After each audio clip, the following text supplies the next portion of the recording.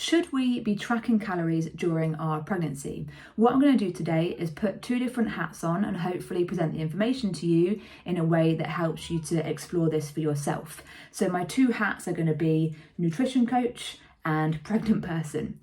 So I've got those two perspectives to share with you, and hopefully you can go away, explore this for yourself, and even ask more questions if you need to. So from a nutrition perspective, from a nutrition coach perspective, the pros of calorie tracking are things like accountability, perhaps raised levels of confidence, double checking that we're hitting the macros and micronutrient status that we're aiming for when it comes to good health, and particularly good health during your pregnancy from a nutrition perspective.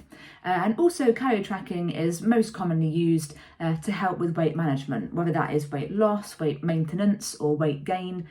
We can use calorie tracking as part of that accountability process to help us with that.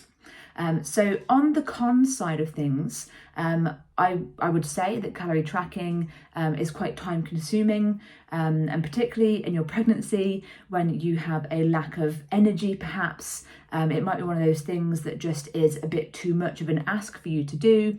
I know that during my first trimester, there was absolutely no way that I was going to use any of my spare energy to track calories. It just wasn't going to be a consideration for me. But it's something to think about for you if it's something that you think will be useful. One of the other cons, particularly during pregnancy, is that your appetite is going to change quite a lot. So whether your appetite diminishes or increases.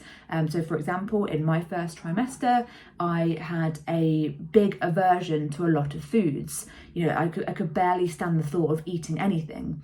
And that definitely affected my kind of calories, my macros, my micronutrients. I'm fairly sure that I wasn't getting everything I needed from the food I was eating, because all I could really stand to eat was bowls of plain cereal and a bit of toast and a bit of hummus, funnily enough.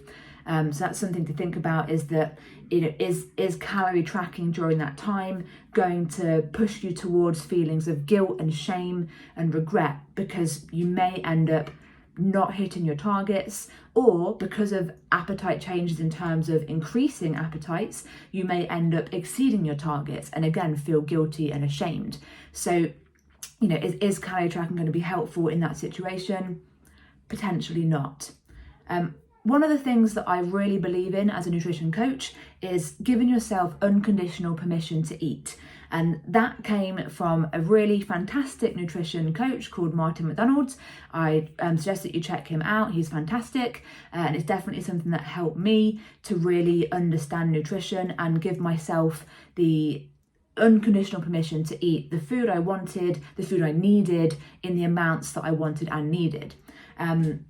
So when it comes to your pregnancy, your body might be asking for a certain amount of food, a certain type of food, and you really perhaps want to be in a position where you're mentally giving yourself permission to give yourself those things. And if you are strictly calorie tracking or strictly macro tracking, then you might not feel like you're able to give yourself that permission, and that could create a bit of a conflict for you, and create a bit of a barrier towards eating and consuming the food that you need. And also the other cons of calorie tracking and macro tracking is that if we're doing it with no accuracy, so for example, if we're just kind of guessing what we're consuming, then it's fairly pointless doing it. So unless you're going to be weighing out your food and being really accurate with your tracking, then it's quite pointless, and I don't recommend that you do it. And again, in pregnancy, you may find that you just don't have the time or inclination to actually bother with that sort of commitment to your nutrition, and it's in terms of the kind of time consuming aspect of it. So for me, a bit of context for me, I have a history of an eating disorder called binge eating disorder, and a big strong history of emotional eating. I don't trust my satiety cues, so I don't trust my body to tell me when I'm full. I've got fairly low trust in my instincts around food, although that was getting better pre-pregnancy. But during the first trimester, like I said, I wasn't able to really do anything like that. But as I've moved into my second trimester, I started to think maybe I need to be a bit more accountable, firstly from a nutrient perspective, so that I'm making sure I'm getting the right amount of protein, the right amount of fibre, the right amount of healthy fats, the right amount of all the micronutrients and minerals and vitamins. I really wanted to make sure I was hitting that for me and my baby. And another consideration for me, I've had a number of accidents over my lifetime so far, which has given me chronic back pain. And I know that one of the considerations for me during the pregnancy is, whilst a certain amount of weight gain is going to be unavoidable and completely acceptable, I know that excessive weight gain, which again is going to be a thing that every person has to decide for themselves as to what that means for them. But I know that excessive weight gain is going to put pressure on my back, my pelvis, and that's going to create a higher level of daily pain for me.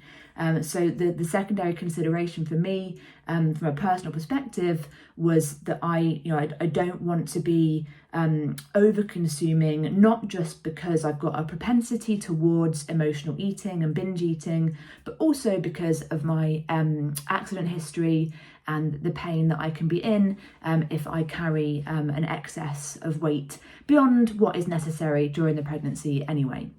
But yeah, so I wanted to explain that to you in a way that hopefully kind of shows you from both sides that it could be something that you find beneficial, it could be something that you find really tedious and that you don't want to do at all, it could be something that you just don't even want to think about at all, and that's fine.